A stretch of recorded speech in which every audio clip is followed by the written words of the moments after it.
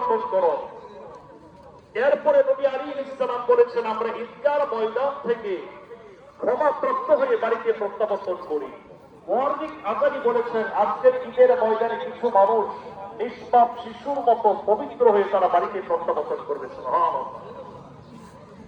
হাদিস শরীফের মধ্যে এসেছে, নবী আলাইহিস সালাম বলেন, ঈদের রাত আগমন করলে আকাশে সেই রাতকে লাইলাতুল জাইজা, প্রতিফলের রাত বলা হয়।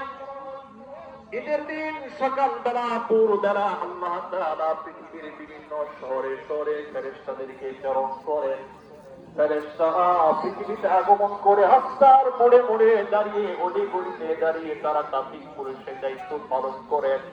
ফেরেশতারা তারা এমন উচ্চ আওয়াজে একটা ঘোষণা করেন, হে আদম সন্তান, হে উম্মতি মুহাম্মাদী, তোমরা এমন এক সত্তার দিকে বের হয়ে পড়ো যিনি গুরুতর পাপ ক্ষমা করে, যিনি তোমাদের অতীত গুনাহগুলো পর্যন্ত মোচন করে দেন। সুবহানাল্লাহ।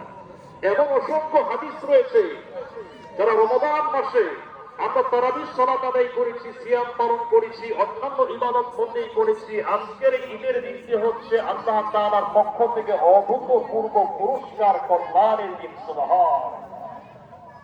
পক্ষান্তরে যারা শারীরিক সক্ষমতা থাকা সত্ত্বেও রমজান মাসে দিনের বেলা সিয়াম পালন করে নেয়, দিনের বেলা যত্রতত্র খাবার গ্রহণ করেছে, স্মোকিং করেছে, ওপেনলি চায়ের দোকানগুলোর মধ্যে পর্দা টানি খাবার গ্রহণ করেছে, আজকের ঈদের দিন তাদের জন্য কোনো আনন্দের দিন নয়, তাদের জন্য হচ্ছে আজকের ঈদের দিনটা হুমকি এবং শাস্তির দিন। নাউযুবিল্লাহ।